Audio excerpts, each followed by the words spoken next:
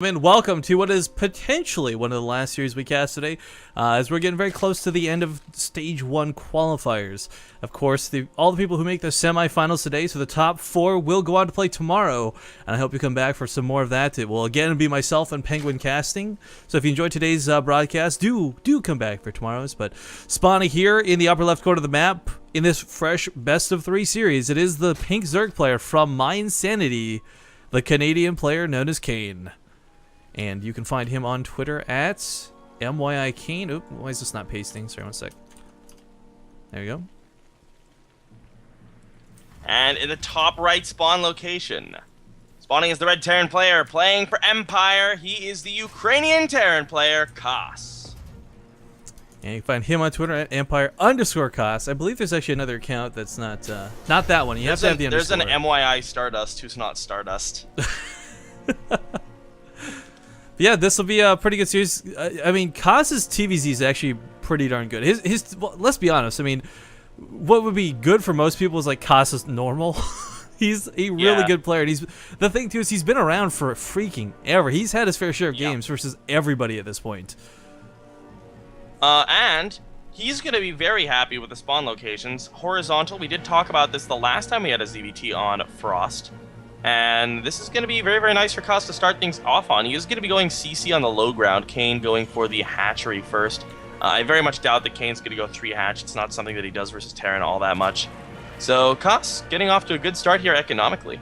Yeah, 3 hatch gas pool seems to be like a ZVP almost exclusive build. I don't know. You don't see anyone really get away with it in a lot of other You can matchups. do it if you drone scout versus Terran. Like the problem is like if they just go standard Reaper, you're just gonna die. Yeah, it's not fun So like to it's deal really, with. really good if like on 4-player maps it can work, and if you scout it can work. And it's like I do it a lot because I drone scout. I like that blanket statement though. Like it's good if you can get away with it. Like that can be said about most things, of course. But one thing, 7 hatch before pool is good if you can get away with it. well, what you're not technically wrong with that statement, but one thing I'm curious about here for Kos is we were talking a little bit earlier today about how the Widowmines have kind of changed the game a little bit. They've been significantly, I hesitate saying nerfed, but changed because they Well, they're can definitely still. nerfed. I don't know, dude. Some people, like, this is going to sound really dumb. Some of the Terran players I've talked to still see it as not necessarily a nerf because the friendly fire is significantly lessened by the change as well, which That's actually very true. I hadn't thought of it that way. It's been a big problem for a long time for a lot of people. But the comment I was going to make is, actually, something awkward just happened. I'll talk about that later. Kos is one of those players who's most likely going to incorporate tanks. We'll see Thor's maybe. Like, he's one of the guys he's not stubborn with his builds, right? Like, he doesn't get caught with the same build 9 times out of 10. Whereas you take his teammate Happy only in TVP. Well, that's what I was going to say. His teammate Happy, however, same build every single time, no matter what. Yeah. It's really kind of funny. Like, Happy, he actually has, like, several different builds versus Zerg. But, like, versus Protoss, Happy and Kos both are just like, alright, that's our build. We're gonna do it every single game, and it's just what they do. I'm messaging you something on Skype real quick. Oh, okay. Let me check. Okay. Anyways, Link's getting on top of this Marine. We'll try and retreat to the bunker. Will he get in there? Please say it out loud. I don't know if this is worth saying out loud. Worth noting though, nobody actually loses anything just yet. Link's of course lived. The Marine lives. Kos getting very greedy, poking out for more. I don't know if this is a good choice. We'll get one of the links. First blood. Penguin giggling. So basically, we've been sitting here for a good, like 4 or 5 hours at this point, and I've been incredibly uncomfortable for this whole cast, constantly shifting around. I couldn't figure out why I was so uncomfortable. Turns out my underwear is on backwards right now. Just one of those like full retard moments, and I'm like, oh, that explains everything. Because I've been cold, I've been angry, I've been grumpy, and I've been trying not to let it show through the cast because I've been so uncomfortable. But it's one of those moments where you're like, Eureka! That made my day. That made my day so hard. All right. Well, focusing on the game, worth noting that little scuffle for Kos actually turned out really well. I mean, he didn't lose any of his Marines, which is almost not significant, except it's more like a control thing. Like, you just get so impressed by somebody who can handle himself like that, dance around lings. I mean, those Marines It's one of those little things that just like makes you feel good about yourself, even if it doesn't have that huge an impact on the game. It's like when we were talking about like sniping observers, like, oh, it's not a big deal, but it's like, yes. You feel like even if you lose the game, you won the hearts of millions. Well, Hellions actually take control of the Watchtower for now. Kane start getting up here. Kane does have those extra queens out. We talked about this in that first game today. I was asking, does Kane tend to make a lot of queens? Does he be, kind of reserved with his queen count? Doesn't have a lot out here, so I actually can't quite shut the Hellions down outright. But there's only 2. This is not 4. This is not 6. So the most that Koss can only do right now is deny tumors, and that's kind of it. That's going to be very important, though. We saw Kane's creep spread last game on Frost get absolutely out of hand against Funke. I want to point out that he also has Overlord speed already. Very early Overlord speed to allow him to scout absolutely everything. And that's important, because Koss is a guy who can play mech, who can play bio. And actually, a fun fact, these two guys are actually going to be facing off in a best-of-7 show match in like a week. Oh, for who or what? I haven't read about that. Gravity Fight Night. Oh, there's been some pretty good ones of those. They had Solar and Happy Zerg and Straylock recently. Straylock. Yeah. That's pretty cool. So, Kane versus Koss, that's going to be happening, I think, on Monday or Tuesday. They just posted the thread on Team Liquid. I'm sure you can find it there. So if you enjoy this series, definitely check that out. But for now, Kane just sort of feeling out his opponent with that Overlord speed. He's going to be adding 1-1 around the same time as Koss. And Koss going to establish his third very, very early here. And I like this. There's not really all that much that Kane can do against this many queens on the map. What's kind of annoying, too, Koss is not being able to clean up any of the creep, and we saw how out of hand this got earlier today. Yeah. We're going to see something similar, I feel. Yeah, I mean, he comes on in, but there's just too many tumors. Well, he gets 2 of them there. I mean, it's a start. Baby steps, Rifkin. Baby steps. Now, this is a bit of an awkward base for Koss to take. We talked a bit about how this ledge is so good for Terran to shoot down, of course, at the Zerg from above. What's kind of scary, too, is because this is high ground, you won't necessarily see the Banelings roll in to come clear out the command center and all of its workers, but Koss is actually positioned a Marine up here. This single Marine is actually a really important scout. And yeah, that's going to cover that entire pathway. I wouldn't be too surprised to see Kane send a couple queens out to pick it off once the creep spots that Marine. Meanwhile, Kane's 4th base down to the south has been spotted by these Hellions. I like the decision to take the 4th there. It's harder to defend, but it's also a lot harder for Koss to push, because if he pushes there, he gets so far out of position.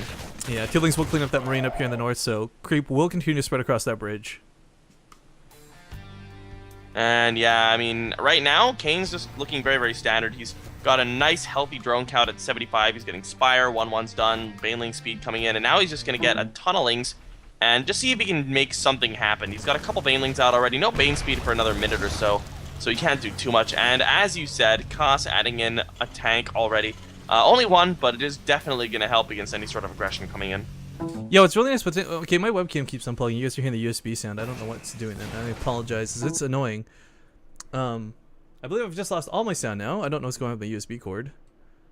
And I may just straight up be dropping out of the game. Nope. Okay. Well, whoa. Okay, I'm back. Sorry, Alright, you lagged a sec. Yeah, I don't know. My USB cord is being retarded, and I just unplugged it for now. So hopefully that fixes the issue. But what I was going to comment on before we had that bit of a stutter there, again, I apologize to the stream. What's really nice about the tanks is he doesn't have any upgrades on it yet. So unfortunately, this tank's actually not going to be too effective versus the Banelings and the Zerglings at the moment. But once you incorporate +1, of course, it one-shots everything no matter the armor level. So this will add some splash damage for the time being, but this won't concretely shut down Banelings by any means. 10 Mutos are on the way, though. I think the idea of the tank is mostly to, because he's not adding in more. I think it was mostly just to help him hold off Roach-All-Ins. And so it's still going to be very, very nice to have as he continues on. But it's not going to be a hugely important part of his army. The big problem that I see for Koss right now is that he only has a couple of Widow Mines. He's getting overwhelmed though here too. He's got to be careful. Most of the Banelings have been sniped off, and he cannot push forward. If he moves forward and leaves the tank abandoned for even an instant, the Mute will sweep it and clean it up, no problem. So has to pull back for now. 1 Marine left at the Watchtower. I'm just hoping the stream doesn't die when my USB thing went all mad. I mean, XSplit never stopped. It didn't even drop any frames. Stream is fine for me. Cool. I have it open on the other monitor. Yeah, but it's not a delay, so it hasn't messed up yet, I think. Oh, yeah. Well, Alright, we'll figure it out. Yeah, fingers crossed. Anyways, Mito's clean up the middle of the map, still establishing new tumors. Kane, man, with this creep spread, out of control. Yeah, he's Koss is so out of position. Oh no! Boy, this is exactly what Kane wanted to capitalize on with that 4th base. He's burning the Widow Mines. The reason it's so safe is that if your opponent goes for it, you can just say, okay, counterattack. You're gonna kill my 4th, gonna kill your everything. And that is exactly what Kane is wanting to do here. Streaming into the main, jumping onto the production. This isn't even like a base trade scenario that Koss can really win, because his army cannot take on what Kane currently has. The Mutalists are too much. The Zerglings will overwhelm him, and Well, he does knock down the fourth. It's one of those at what cost moments. So still going to go for the trade. Lifts up, goes for the third. No, just going to fly right over top of it? No, okay, into the mineral line. The Meanwhile, Mutas could actually probably focus down that third relatively quickly. The Lings are clearing out the mineral line, and the third base now of Kane is going to be killed off. Cost But is a just lot of getting- Banelings morphing in defensively. If he can land some good hits, that's going to be absolutely deadly. Did that upgrade finish for the Mutas? No. he needs to bring his units in the middle of the map too. That tank, those 4 Widow Mines are actually incredibly critical. I mean, Cost is everything counts in a base trade scenario, and he's not fighting with them. And now because it's the Widow Mines, Oh no, the Banelings! actually pretty good spreading, beautiful Not the control best there hits, too. But the problem now is that Kane's killed everything. Now he can pull back with his army and Yeah. destroy Cost's army, and he's going to be perfectly fine. And this sometime with not having those Widow Mines fail. forward, not having the siege tanks to snipe off those Banelings.